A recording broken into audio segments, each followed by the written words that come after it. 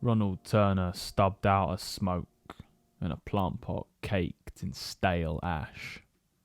Choked, the cactus that lived there was haggard and greyed bare by the stash of dog ends and toxic cinders, knowing only a life of dim light and locked windows.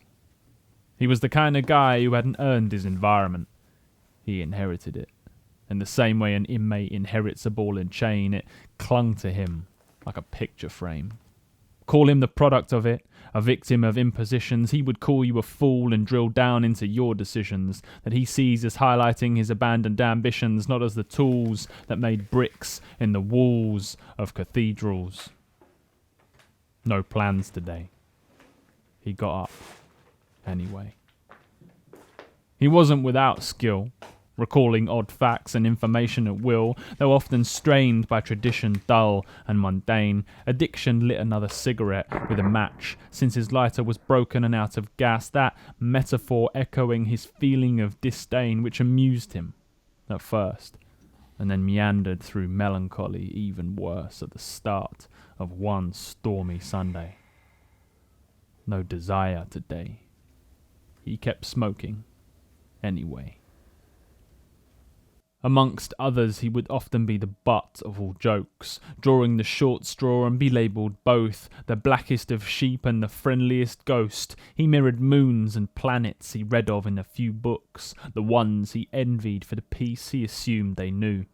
Looks were exchanged, with an old mirror cracked, examining dents and cloaked scars, facing the fact he never washed them away, flanneling water and scented soap bars.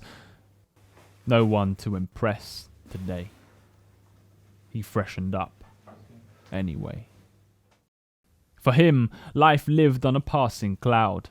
Hopes of grasping he coped without, tending to touch that empty feeling, the whispers of thrills that filled traces of breathing. He knew the world as a place he had no place in, and nestled himself in that negative space within. No one learnt the landscapes better than he, not even the astronomy he studied solidly when solitude grappled his mind and strangled his body. Ronald doesn't need friends. Ronald has friends. Ron had two friends.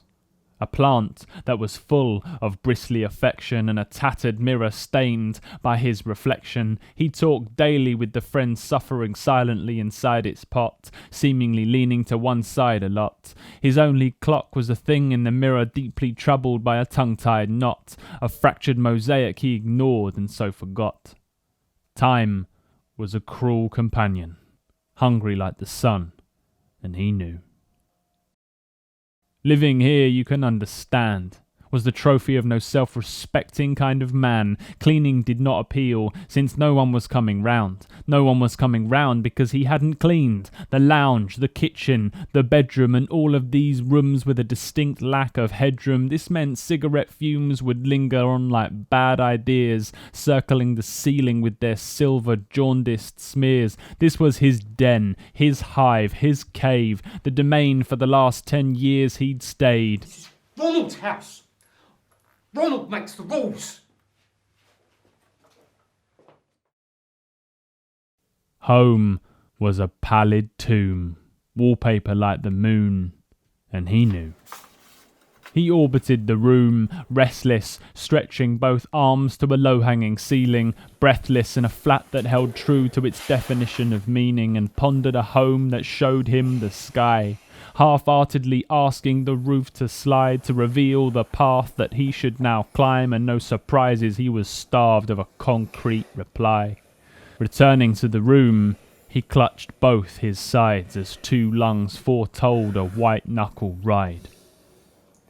Breath was one unreliable master, rhythm like asteroids on a belt, and he knew. They called him... Oh, Mr. Ronald, crabby old half-wit. Well, maybe it was true. But sadly he couldn't see past it. Past the window shelf, the doormat, and his former self, locked in an airtight, seamless cell of sunless day and moonless night, dwelling in shadows, incomplete, anxious, and broken, lost in retreat. The habits he knew were rusted screws gouging pine. Reasons to live were the hardest to find for a man in decline when his roots and his spine shed a jagged lifeline. Lights jittered, and so did Ron. Comfort was often a hot mug of tea, and he absent-mindedly set about that routine. Through the days he would lose his temper as insecurity grows. Through the nights he would lose his teeth and security of clothes. In dreams, subconsciously chased into closing walls and under attack. A fact echoed by the lean of a cactus waning under pain of biting back. Today was the day he would confront himself and leave the flat. Heartbeats quicken, and so did Ron. His self-esteem, compacted over time like the columns in his spine, had endured the scars of sparse opinions, and often called upon to build false dominions. He craved not to be fixed, but to be left alone in a world he dominated and controlled, since he'd only known relationships hollow or cold. I don't wanna live like this no more. He cried, shivering, wheezing with uneasy breathing. The past was blinding, but now he saw the walls, the floor, the crush of this ceiling.